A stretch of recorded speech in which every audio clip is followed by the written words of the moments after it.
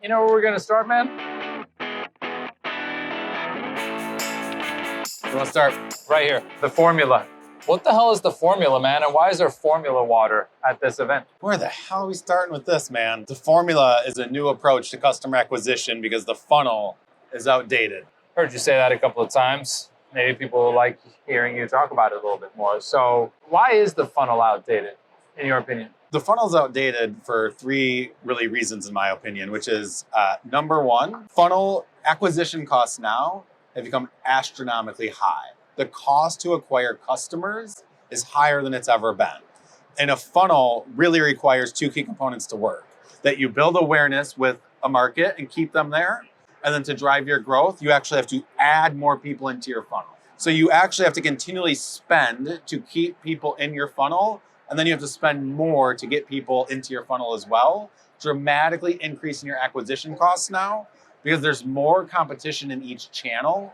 So the cost to actually build a funnel is substantially greater. That's number one. Number two, for the funnel and why it's dead right now, is funnels are actually built off the idea of creating friction in your buyer's journey. So as you actually build a funnel, you have to create friction to move buyers through that funnel. Friction by its very nature will actually kill off your acquisition because buyers will basically deflect off, right? So as you try to build a funnel, you create friction to move buyers through it, and then you lose buyers because friction now kills acquisition. And the third component of why the funnel really isn't a valid framework anymore is because it removes the key element that you need that makes acquisition an actual competitive advantage, which is distribution. When it comes to acquiring customers right now, there's only one advantage you can gain over any of the competition, which is finding a mechanism to have compounding distribution within your target market. When you're breaking it down like that, I think it's logical for a lot of folks, but the funnel is still a pretty dominant factor in B2B marketing, right? Why is that? Why are people stuck in it?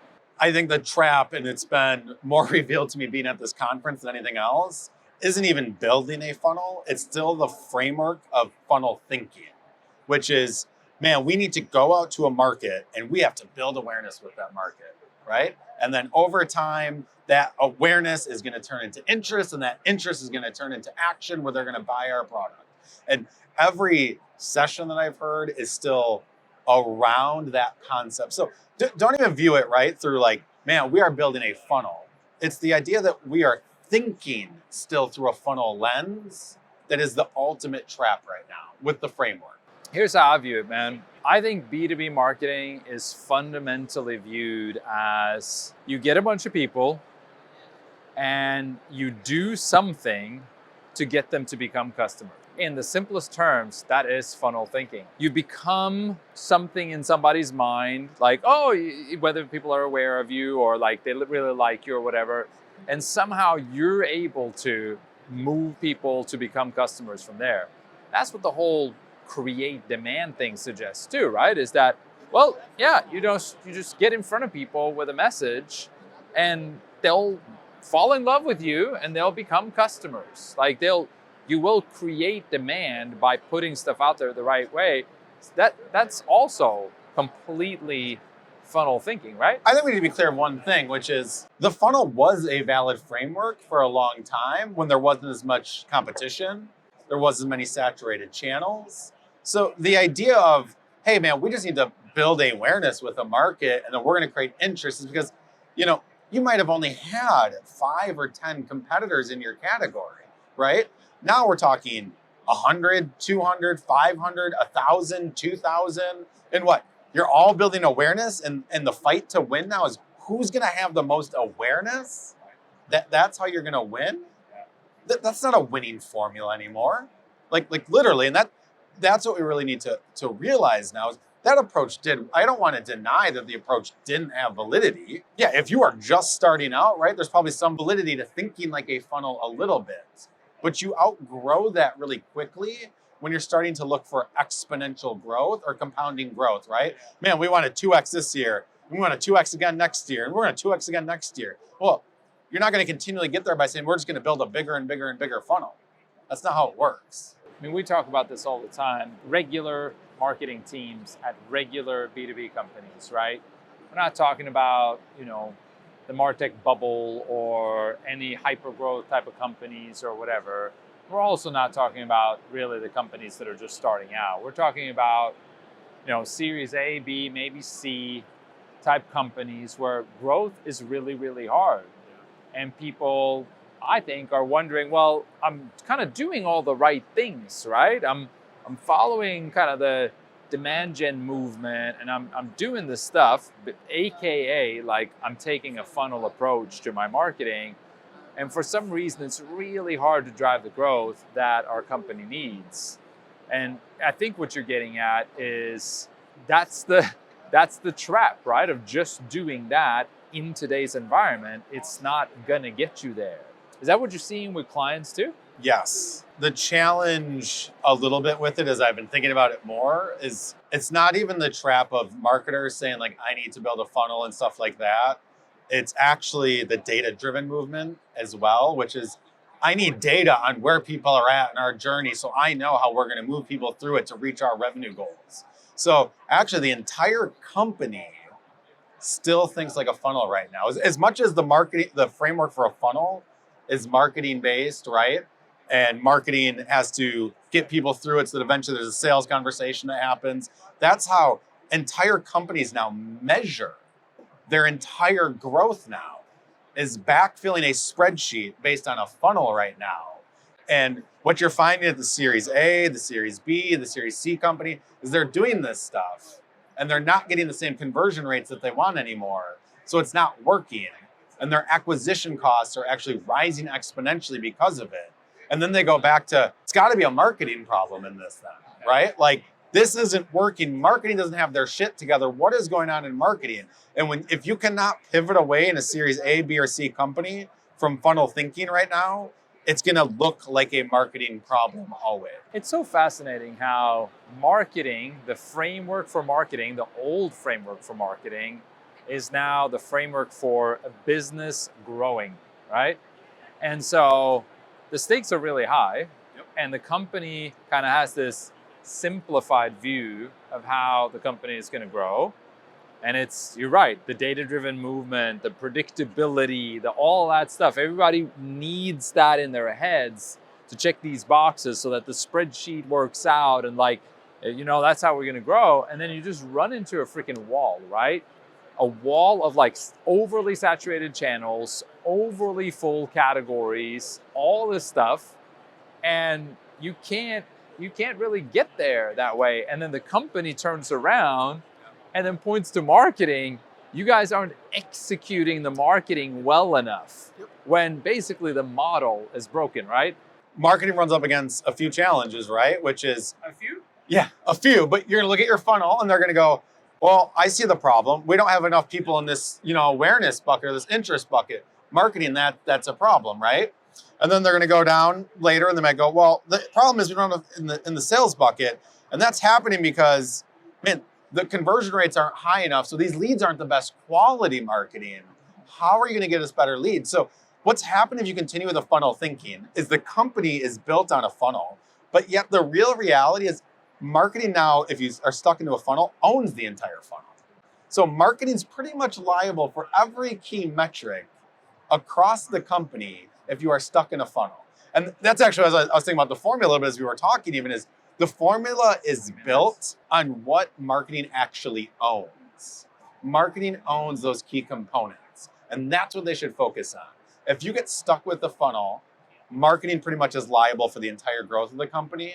So everything looks like a marketing problem. It was a hell of a trick that we played on ourselves as marketers when we wanted to be held accountable to revenue. The intentions were totally right with that.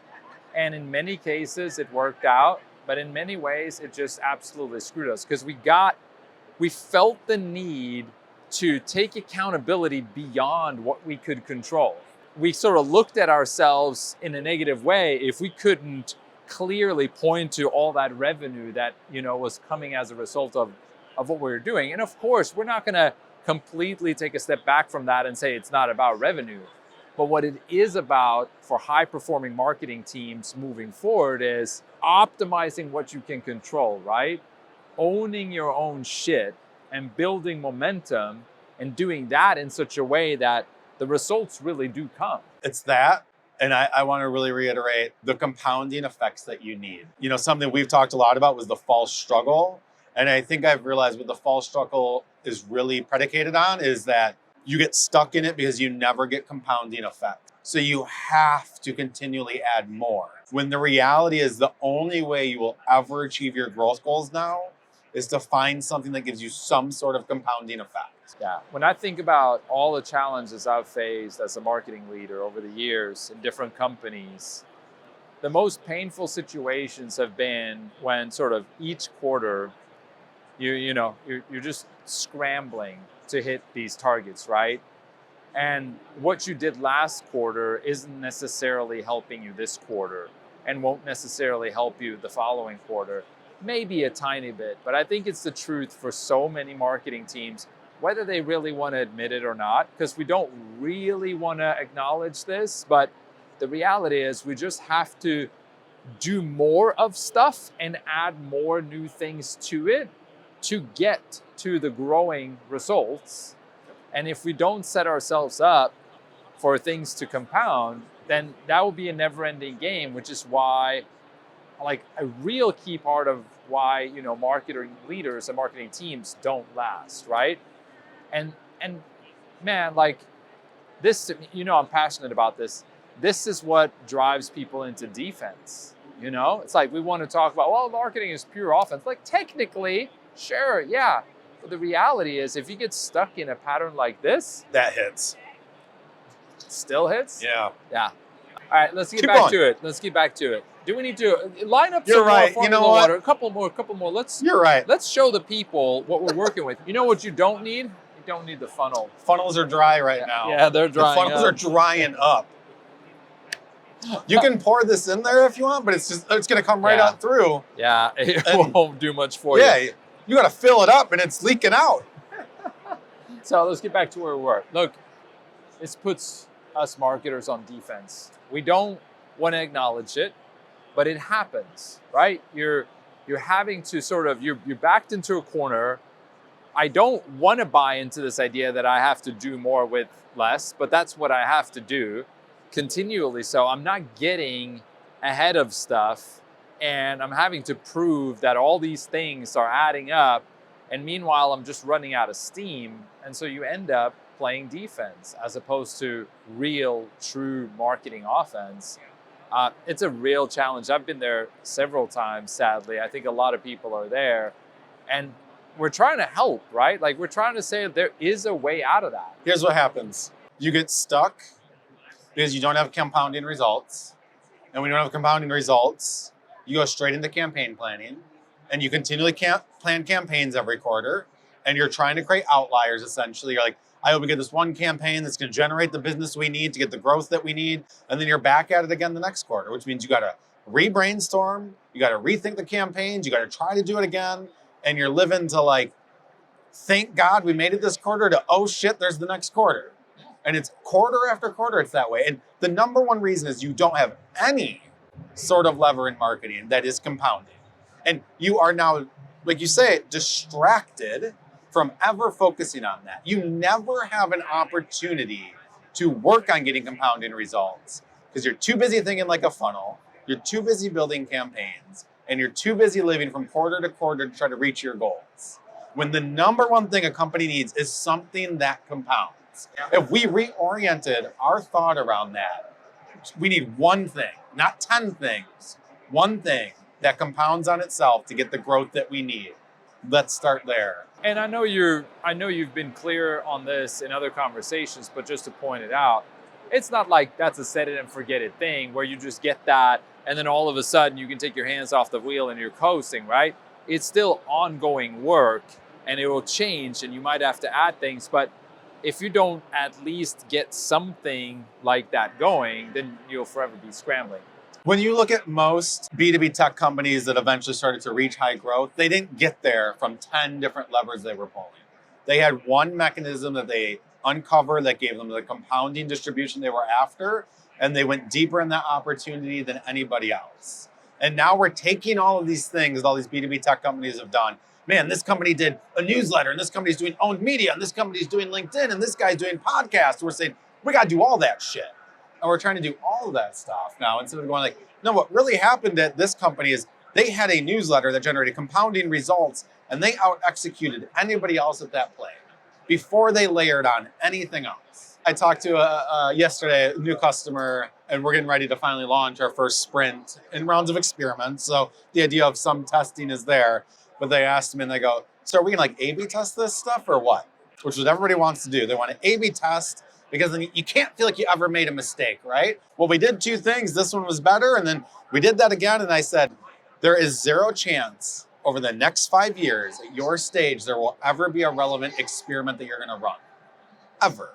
You will not have enough data. You will not have enough insights to ever effectively run experiments like that where you're going to A/B test your way, right? What we have always said is no. The company itself has to place a bet on where we think growth is going to come from. Now, you might be able to run experiments on that bet, right? Like, man, we are going to grow through paid ads. We believe that, right? We might maybe do, well, is it paid search or LinkedIn? Like, well, let's run those two opportunities and try to, like, right, there's some level of experiments. But this idea that you're just going to A/B test, and then we're going to A/B test again, and we're going to A/B test again, and we're going to do a little SEO, and we're going to do a little paid, and then we're going to do a little podcast, and we're going to do a little email, and one of those things are going to start working out to be the exponential growth. And that's just back to growth at all costs, right? Like, man, we're going to take growth however we can get it. That's what marketing gets sucked into. And you can never keep up with it. There will never be enough. And that's what the funnel does, actually. The other thing we think about a funnel is just a collection of saturated tactics. That is what you're running when you think like a funnel. You are running saturated tactics that everybody else is running to build your funnel. You cannot win like that anymore. It quits working too fast. You need the competitive advantage that comes with distribution. And that's ultimately what we're talking about. You have to have a distribution mechanism that is difficult to recreate. What is distribution in this context? Distribution to me is a mechanism that you get buyers into a distribution loop and you create habits of consumption of your content, basically. The habit being the key part that a lot of people forget, which is, what do most people do with distribution? All right, man, we did this, what we're doing now, we did this video, chop that video up into 10 videos, now do some blog posts around it, push that shit out social. Great, now what are we gonna do? I don't know, we did that long blog post, let's cut that shit up. We got this Gartner report, let's cut that shit up. At any time during that, did you create habits of consumption to get the compounding results that you're after? So if you aren't creating a habit of consumption, you will never get compounding results, which then means you just have to do more, right? So instead of one social post a day, you're doing 2, and then 3, and then 4, and then 5, because you can't keep up with it because nothing compounds. One video, and you gotta do 2, and then you gotta do 5, and you gotta do 10. It's a never-ending false struggle of, right, what we heard from one CMO, not enough time, not enough budget to do anything well. That's what happens when you get stuck thinking like a funnel, stuck in saturated tactics to try to grow. Yeah, distribution is grossly misunderstood in the marketing world. We have kind of fallen into this trap of just thinking that it is literally about just getting it out, right? That our job is done when the message is out into a channel, right? So like you said, taking a long video, chopping it up, putting it in all these places. Yeah, like, well, content is just as much about distribution as it is about creating the content. And then we say, oh yeah, so we put the content all out there. Oh yeah, we did the distribution part, check, It's like, no, what you're saying is distribution doesn't actually really matter unless it's working towards the goal of building habits with your audience so that they willingly will be consuming your stuff again and again, so that you have the opportunity to do what? Create aha moments. Yeah, I was like, that's why I was confused. I was like, is this asshole bringing up demand gen? He knows how I feel about demand gen. That's just funnel thinking, by the way, if you don't know how I feel about demand gen. That's good, but that's it, right? Like the thing about the formula, when you first presented it, I was like, really think through this, but distribution to get habits, to then have the habits lead to somebody having aha moments based on your narrative that you repeatedly get out through that distribution mechanism, right? You know where the trap is, though, really quick at distribution that people get stuck into? They go straight into funnel thinking right after. They get some sort of distribution and they go, all right, now we got to add friction to start turning this stuff into revenue, man. Start putting some sales messages in there. SDR, start kicking your outreach, get that going. So you got to be very careful how quickly you can fall into the funnel thinking trap of we're going to add friction. But we drive pipeline, Jay, as marketers, So we, good intentions. Yes, we do need to drive pipeline. Yes, we do ultimately exist for our efforts to turn into revenue. Like no shit, that's what the game is. Let's be clear, still, in my humble opinion, that is a sales function. The sales function exists to close the deals and bring the revenue. Yes. In a mid-market enterprise, I don't want to say that marketing is not responsible for growth. They are. But I think there's just something that's been grossly now overstated that sales has latched onto, which is like this idea that the sales function isn't the one responsible for revenue at the end of the day. They are. On that one, I just believe both to be true, right? I agree. That's why I was being obnoxious. Like, I know you do agree, but I think the point is important to make. Yep.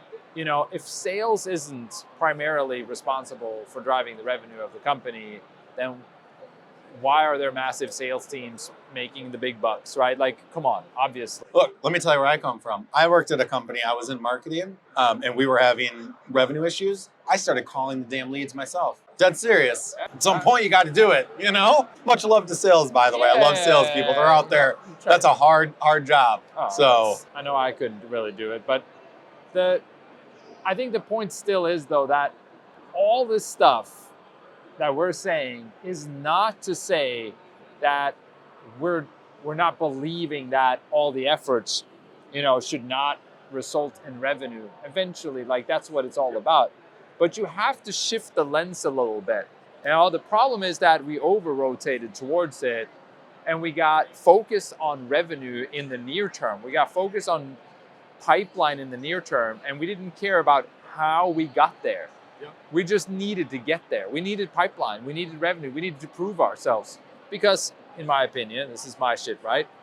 Because we're playing defense. We are afraid that we are not good enough. We are afraid that we are not delivering what the company really needs. And so we're stepping in a too rushed of a way, we're stepping into that. What you're saying is these loops around distribution, aha moments, core value, if you do that right, that will lead to the growth the company needs. Yep. As opposed to, every quarter, I'm just going to do whatever I can to get pipeline and revenue. Like, those are two completely fundamentally different things. They both might have this kind of goal of like, I want to help the company make money, but one ends up, somebody falling on their face, yep, and the other has the potential to really drive meaningful growth. Let's feel like this really quick to break down the three loops too. We can kind of get into each one, right? Distribution, a mechanism that compounds on top of itself as a potential independent loop for you to build habits of consumption in your audience, right? Now think about the next part, second loop, which is aha moments. You get buyers into aha moments, get that moment where they go, aha, right? This person gets me, they made sense of my world. But ultimately, the other thing you do if you do that right in that loop, back to compounding results, is if you can get buyers to not just listen to that message, but actually speak it out to your other buyers. You get a compounding aha loop, which is what you're after, right? Great example. I saw on LinkedIn the past week, people talking on LinkedIn about building their Start Here page.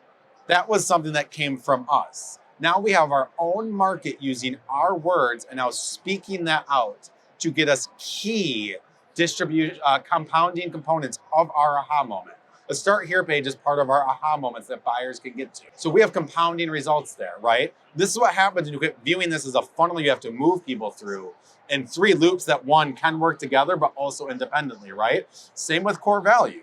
buyers receiving your core value and then sharing that core value to get you compounding results, or potentially going to your aha moments, or then joining your key distribution loop.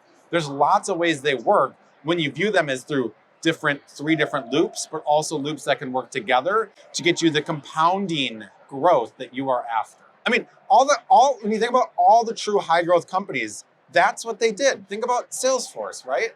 When they did No More Software, they got people speaking. Today, people still speak that stuff. I remember when I worked at an agency, being on a call with a customer, and he'd go, "We want that conversational marketing thing." They're speaking aha moments from other companies and consuming their narrative.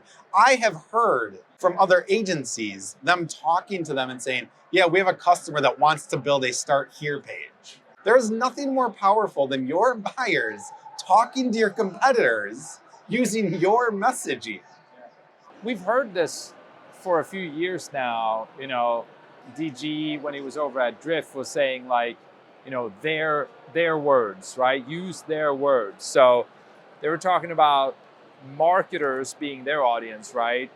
Using their words in your marketing to them, as opposed to just like making up your own stuff. And that has validity too. But when you're able to present your terminology through an aha moment, which they also did with conversational marketing, whether you call that a narrative thing or a category thing, that doesn't matter. What matters, people got so stuck on that, right? That is not technically a category. And I was like, who cares? The point is, that was something that people connected to because it represented a shift in thinking about how you accomplish something. The Start Here page represents a shift in thinking about how you get your narrative out in a way that's more impactful than just like updating a couple of words on the homepage or, burying something in some other materials or whatever. Like, yeah, why can't there be an entirely new page completely dedicated to just telling the narrative, right? Like, oh my gosh, like, yeah, perfect. And call it Start Here, get people to actually start. Like, that's a real aha. We're at the Inbound conference, right? That's what HubSpot did to kick off their growth, right? They came up with inbound marketing, and now look, we're all using the term inbound marketing, right? Like, we're all using it, but they weren't high growth when they came up with it, right? Like, they were just starting to grow. And now they have created a aha moment that it gets compounding effects. How many times do we talk to people and say, "Man, we want to do inbound marketing," right? Or whatever it means now, but like same concept. And that's what the formula is, right? So we think about distribution, aha moments, core value. Those are the three big buckets that marketing can control. The key with the formula is those are the three biggest levers marketing has that they can control. So it really enables marketing to control their own destiny. Can we pause on that for a second? I think there's probably marketers that would think, wait a minute, these are the three main things.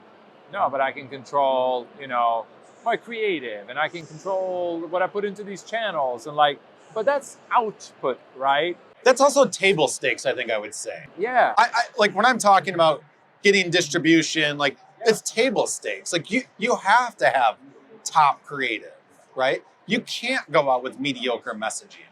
Like that's table stakes across the board. So yeah, like those are expectations now. Exactly. And I just think it's important because whenever something new is introduced, some people will pick up on it right away and they'll buy into it.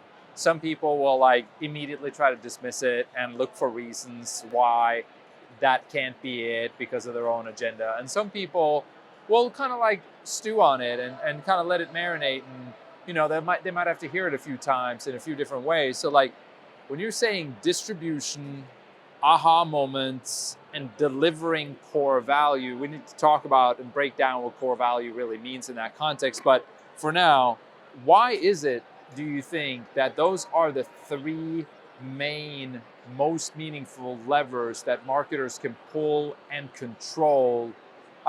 Talk a little bit more about it. Help people see that. The easiest way I know how to explain it, honestly, is I view it like this. Let's say your company's actually struggling growing, right? You're a marketing leader, and you go, but look, we have distribution within our market. I can prove it. We're getting these right fit buyers. They are habitually consuming our stuff, I can get more buyers into that distribution loop without increasing cost to do that. So, I was getting 100 in a month on our distribution loop. We can go to 1,000 a month. There's no increase in acquisition cost, right? It's proportional. We are getting our market to not just distribute and create habits of consumption. They're engaging with an aha moments, and they're actually verbalizing those aha moments with our market as well for compounding effects. Right, you're proving that that the aha moments are happening because they are sort of spitting back in your language. Right, back to the formula. We measure all these moments, right? Like, we're not just like making this stuff up and saying, no, but we're doing distribution. It's like, well, no, there's a key metric behind, and each company is different, how we would measure these to prove not just that you're getting buyers in, but you're actually creating the habits. Yeah. You have to measure both. That's where a lot of people go wrong, right? Like, look at our email list. We went from 20,000 to 40,000. Yeah, but how long are those buyers staying engaged? Who gives a shit that? Well, this one email got this kind of open rates, and we A/B tested these subject lines, and this one got, Yeah, so that, and then if your marketing team, right, so you have compounding distribution, you're getting buyers to experience your core value and their aha moments, and they're verbalizing that back to your market. And then you're getting your market to experience and understand the value that your product or solution offers. There is not much else marketing can actually do. If your market is doing those three buckets. So two things. Let's see if we can challenge that a little bit. But before we do that, explain how people, tell us more about this whole thing about core value. So you're saying getting right fit buyers who presumably have, developed habits of consuming your stuff and presumably had some aha moments, but not necessarily, right? They could get right to core value through some other approaches. So you don't have to get stuck there, but presumably people have gone through some stuff, and so they're getting this core value. Like, how does that happen? What do you mean by that? I will challenge right now everybody listening to this that you probably only have one core value moment right now, and that is talking to sales, which is for a buyer right now to experience your core value. They have to request a demo and then talk to sales to truly experience what your product does and how it might help them. And that's a fine core value moment, right? But that value moment is also the hardest to scale and also creates the most friction, right? So that's one moment. Yeah. What we're challenging is saying is you should have 8 to 12 different core value moments and what those might look like, right? Those might be product tours. That can be one thing we did at Elevate, right? Instead of having to talk to sales to go through our deck, where we really walk through the value we provide, that is available on our website right now. Yeah, and that's not a general sales deck. Yeah, and then here's our pricing. That's like fully breaking down how stuff works, right? Things that people could actually steal for themselves if they wanted to. Clearbit, they came up with a website, anonymous visitor website tracker, so you can see the companies visiting your website. Quick little snippet you put on your website, right? Another one they have a TAM calculator. You can build out the size of your target market right on their website. Buyers are actually experiencing the value they offer without talking to anybody. And nobody actually thinks like this anymore because it's all about, no, we still want them to talk to sales. And people are forgetting how much friction that now creates. And we're viewing it through, no, you should give as many core value moments as you can, and you measure them so you understand how many buyers are engaging with those core value moments, how many are building habits of maybe consuming it more regularly, and things like that. So core value moment is really creating moments that buyers would experience your core value without talking to sales. If people really wrap their heads around this, right, then it's probably pretty easy to see that, wait a minute, even though this guy is not saying, oh, it's all about revenue, what he's saying is it's about doing the marketing work so thoroughly and thoughtfully with so much depth that naturally, of course, this is the sustainable way to drive the growth that the business needs, right? And it doesn't have to be a free trial. That's the other thing I think, just like, that's what everybody thinks. So you mean a free trial? No. Not at all. There's a lot of ways. And if you can't figure out and find those ways, you're probably just not really thinking hard enough, right? You're still probably stuck in the mindset of, I can't give away our core value. I need them to talk to a seller. And you're probably thinking like a funnel then. Here's where I could imagine the rub kind of being on that, right? Is that, well, currently, the whole company wants me to deliver these demo requests, right? Like we've decided as a company that the most valuable unit of demand is somebody raising their hand, declared intent, right? I want to talk to sales. I want a demo of the product. By the way, I want a demo and I want to talk to sales are not the same thing. But let's leave that one alone for now. But yeah, we've all kind of just said that marketing is about driving these high intent leads. So that must mean demo requests. So if I have the opportunity to get people passed off to sales so that they can get the demo, that's really the highest value work that I can do. And I think what you're doing is you're challenging that. And you're saying, no, under this new paradigm, that isn't it. The highest value work you can do is develop these distribution methods so that you get habits on the buyer side, that you are getting them to aha moments with you, based on your narrative, and that you are giving people a taste of the core value before they even have to talk to sales.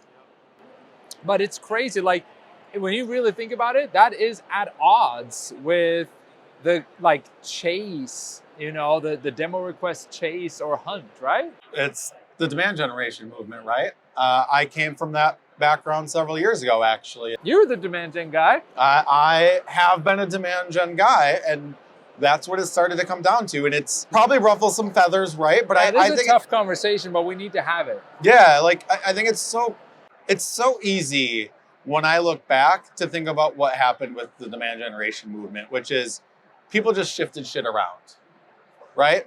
They'd go, man, I did an analysis on our funnel, right? We split it up, and I found these demos close at a lot higher rate than these leads over here.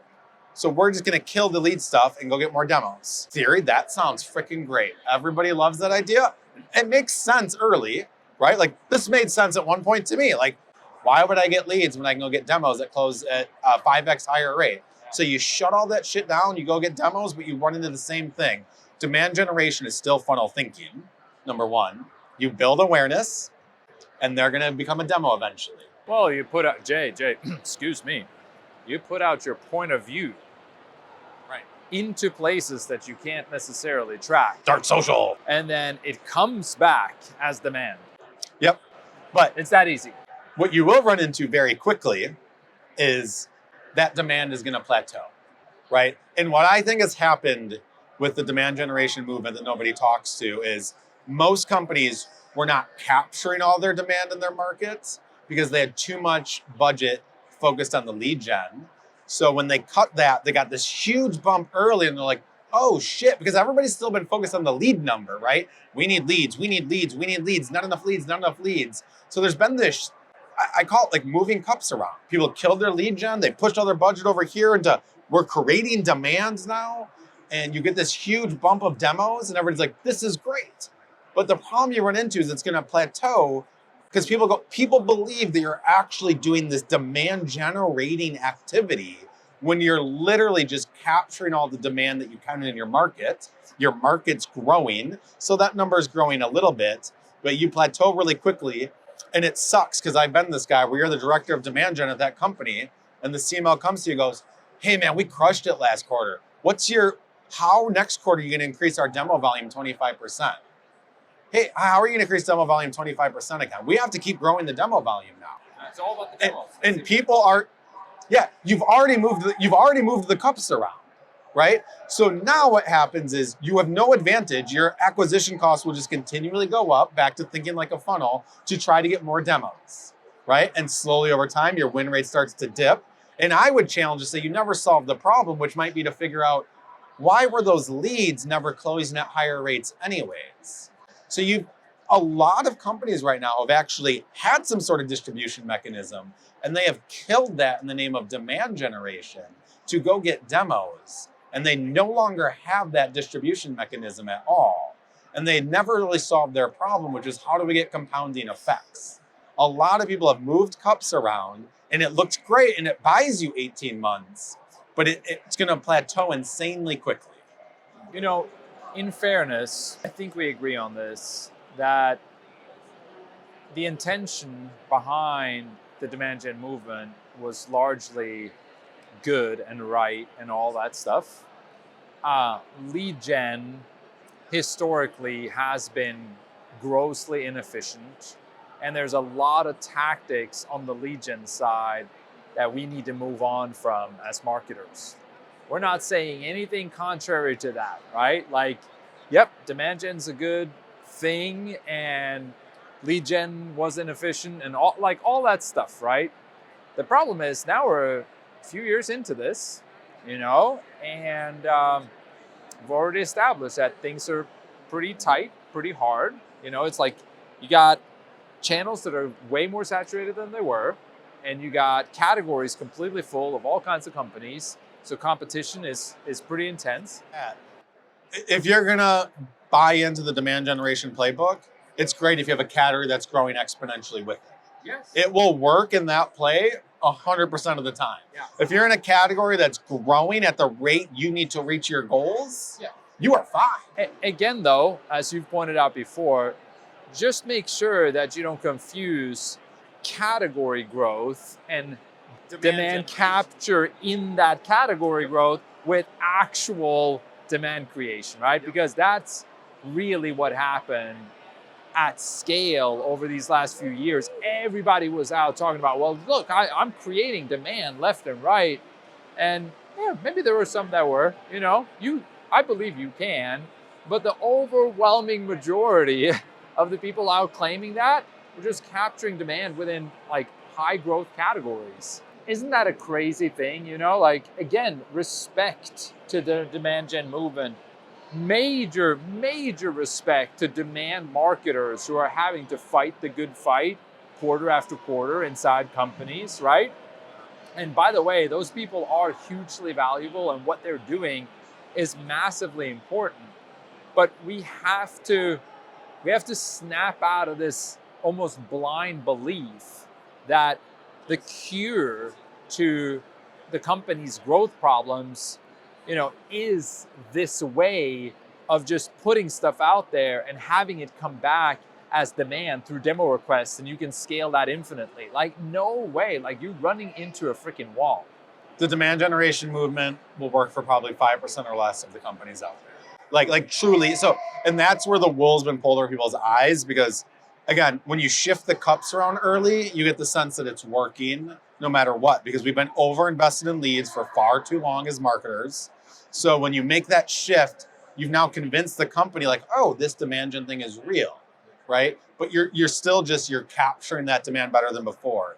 And I believe wholeheartedly, right? You're gonna go from lead gen, you're gonna go to demand gen, and this is the next iteration you're gonna go to, and it might be a painful one, because you might get let go at a role because you went to the demand gen route, or you might, right, take 12, 18 months, and you're like, this ain't working. We got to rethink what we're doing. And the other thing, again, when I still view demand generation even, it's a collection of tactics that never compound on top of itself. So that's what we got to really break out and rethink. Is what we're doing just a collection of marketing tactics? Are we actually doing stuff that will compound right now? And I think if you look at the most demand gen agencies and what they do for their customers, it's a collection of tactics, shifting some cups around that gives a huge bump early and looks great, right? We've all seen the case studies that get posted on LinkedIn. Look at this win rate improvement. Well, no shit, because you cut off everything else that had a low win rate. Look at this sales velocity. No shit, because you cut off everything that wasn't generating any revenue, right? And that might be good. But again, it's kind of an illusion that we just got to be really careful of, that you can get sucked in, and then you spend 18 months of your time and you never got to the compounding results. And that's what you have to ask yourself. I'll challenge one more thing on the demand gen. I found this to be the key metric to measure if you think demand generation is really working for you. measure your retargeting audience growth rate month over month. Is that growing? Because in most companies, it's not growing. And what that's going to expose very quickly is how likely you are to experience a plateau in your marketing results very quickly. Which then you're going to go back to, I guess we have to spend more. We have to do more. We need to create more content. And you're back into the false struggle of doing more. Yeah, it's this thing that, well, we already proved that it works. So now we just need to do more of it. Now we just need to pile more on top because we have the proof that it works, right? It's like, yeah, we move cups around, it works. Now we're stuck having to do more. And I would imagine right now, demand marketers out there must be insanely tired. I mean, having to fight this fight over and over again. I mean, you got an email recently, right? Like just saying, hey, I'm running demand at this company.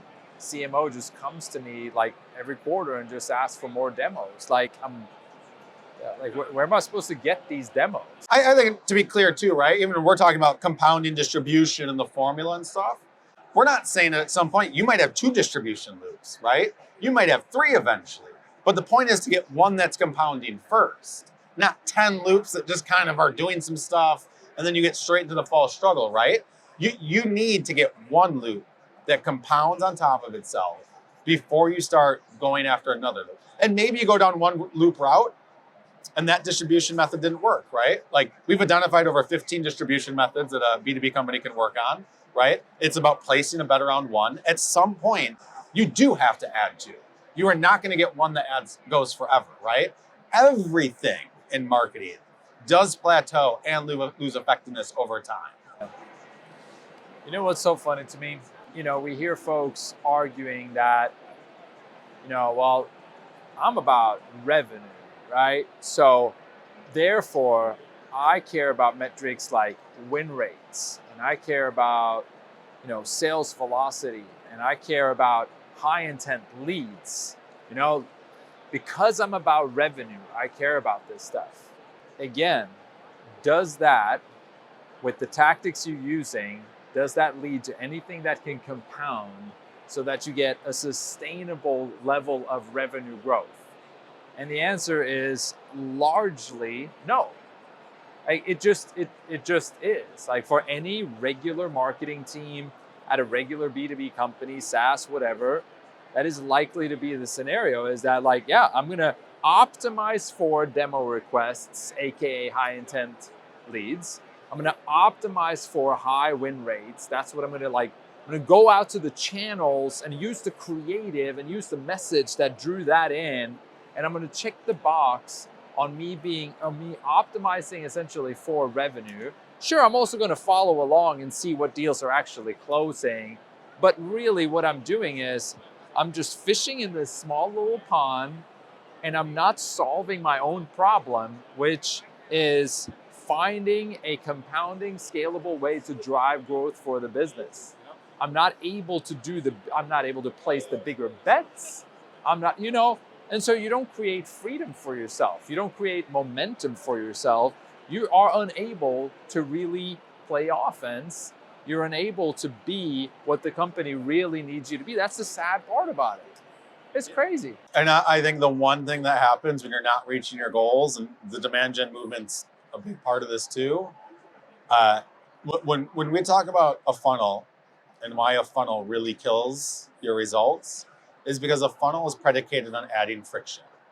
And when we're not getting the growth that we want, we immediately start adding friction. That's what we do, especially when you're in a demand gen movement where you have to get demos. What you do is you start running more demo stuff. That's no different than when you're short of your lead goal, you start running more lead stuff. It's the same thing. And so we view it through, I have to add more friction now. I got to get that next email out. I got to get more demo ads out. I'm going to A/B test that. But I'm doing product marketing though and creating brand. Sure you are. Sure you are. To be fair, right? Marketers aren't sitting there saying, yeah, I'm going to add some friction right now. What we're trying to bring awareness to in this conversation is that, yep, on one hand, marketing is actually about friction because you need some of it, right? But if you're not careful, if you're not mindful, if you're not fully understanding the impact that all this friction has on your results, you're going to screw yourself. And so it's fine to do all the stuff that you're doing. You just have to be mindful of what the end result really is.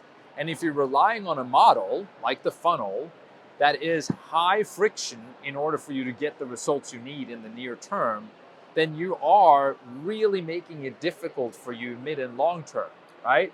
And so you talk about low friction acquisition. You talk about something that sounds pretty different. Like, let's get into that a little bit. What's low friction acquisition about? Right, and that's why I think we started that. We called it like frictionless almost, right? Yeah. We had more of the aha moment of that's impossible. We believe marketing to some extent will always create friction. Marketing by its very nature creates friction. When you see an ad and if you read it and consume it, there is friction there, right? You have to figure out what it's about. You have to if it's some sort of case study, is this true? Is this belief? Like, there's always friction in marketing. So the idea that you can get frictionless is impossible. Real quick, that's fairly light friction, right? Like, friction isn't just, a form that you have to fill out to download something, or, talking to sales before you can see some, or, can't get the pricing until you've had a conversation or whatever. Like, it's a whole spectrum of things that add friction. And to your point, just to make it clear, yes, we are supposed to, as marketers, we're supposed to perfect the balance of adding friction to the buyer journey or whatever you want to call it. So let's just be clear, like it's a lot of different things and it's supposed to be there. If your competition's outgrowing you right now, I can tell you really easy the problem. They have less friction than you. If you're struggling to outgrow the competition, it feels like you're pushing a boulder up a hill and your competition has the boulder going downhill, gaining momentum. Your challenge is friction. You have more friction than them somewhere, and you have to find it. It is that simple. If you're sitting there going, man, we have a better product, we have better marketing, we have better messaging, what is the challenge? You have more friction. You will outgrow the competition by having less friction than them right now.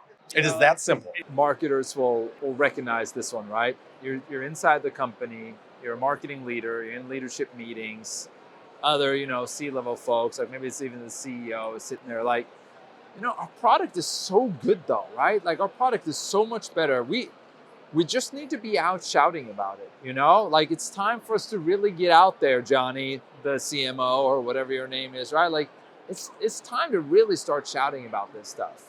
And what that translates into, among other things, is probably more friction. Yeah. You already have too much friction. Now you have to do more, so you add more friction and it puts you further behind. And again, it's like, well, this is a marketing problem. Let's even take it one more step, right? So low friction acquisition, right, is the name we've come up with for this approach to B2B marketing. And it's predicated actually on this idea that I think a lot of companies have not synced their teeth into. So our goal with low friction acquisition is we believe that there's only one advantage in a company right now. It is not your product, yet companies spend 2, 3, 4 years building this great product. And they go, okay, marketing, we're ready now. Turn that lever on, right? When true growth companies, true growth will come from the company that's the best at acquiring new customers. And low friction acquisition is about building a competitive advantage, a system to acquire more customers. You outgrow the competition by having more customers. You get more customers by having less friction, period. And that's what this is about. The best product doesn't win. It's the best company that acquires more customers. It's the company that spent the last 2 years not building a product, but building a system and distribution to get more customers. That is how you win right now. I love my Drift, But you know how I feel. Drift was just a stupid chatbot, right? What did they do? They built a system for acquiring customers better than anybody else for a while. Yeah. That is how they win. And they didn't have a better product. And in the very simple terms, right? They started marketing before they had a product. They started building an audience before they had a product. Don't worry about whether that was owned or this or it's just about you're committing to being really close to the customer so that you can acquire that customer like rapidly, and you're mindful of friction in that process. I do And there are multiple ways. I think low friction can come in many forms. this idea that talk to customers, talk to customers, talk to customers. The only way you outgrow then is by having more customers. So this idea of you run experiments, right? You only can run experiments by having more customers, because more customers means more customer insights. You have to reorient this idea that you win by having more customers than the competition. How do we get more customers than the competition? What does that look like? Because when you have more customers, you outlearn, you outgrow because you can spend more now to acquire more customers, and you get way better at everything else than everybody else. We got too sucked into revenue, getting one big deal, one big deal, one big deal, instead of having more customers than the competition. And that's really it, man. Yeah, one more thing. When times get tough, we're like, well, it's about being efficient. When times get even tougher, well, marketing really has to play a role in retention. What we don't want to do is face the hardest challenge. Well, no, we're about revenue, we want to think that that's the hardest challenge is to get good at acquiring new customers fast. That is the hardest thing in marketing. And again, we've said, look, ultimately it's sales jobs, assuming it's not, some PLG motion or something like that, right? But in most instances here, we're talking about sales is getting things across the line, right? But we as marketers, if we really want to give ourselves a challenge, if we really want to hold ourselves accountable to like the highest standards of B2B marketing, it's figuring out how to get good at driving new customer acquisition. Not to say that retention isn't important, not to say that customer marketing and like all that stuff is important, right? Revenue is multifaceted, all good. We're just saying the hardest thing and the thing that we're just skirting around all the time and that we really don't want to own is like, look, really getting good at customer acquisition, which, as you've established, really is about low friction acquisition, which really is about, operating off of insights, which is really this is all connected. So bring us home on that note. I think the biggest thing that we are focused on as an agency that I'll share and why we're about this, the toughest metric right now is customer acquisition. And everybody's skirting around it by saying, look at the win rate adjustments we've made. Look at the pipeline increases. But if you look at their net new customer growth, it's flat. It's flat or linear. So again, it's kind of the smoke and mirrors thing that's going on a little bit right now. That's why we firmly believe what is the hardest thing to do right now is acquiring a customer. So when you focus on revenue and stuff like that, you're kind of not actually looking at, are we getting more customers year after year? Because that is the toughest metric to move now. You need to get more customers right now. And that's what you need to realize. The hardest thing, if you want to talk about impact right now, you focus on that. That's where the impact really comes from. Would you say that the formula would help people trying to do that? Low friction acquisition, that's what it's about. Use the formula.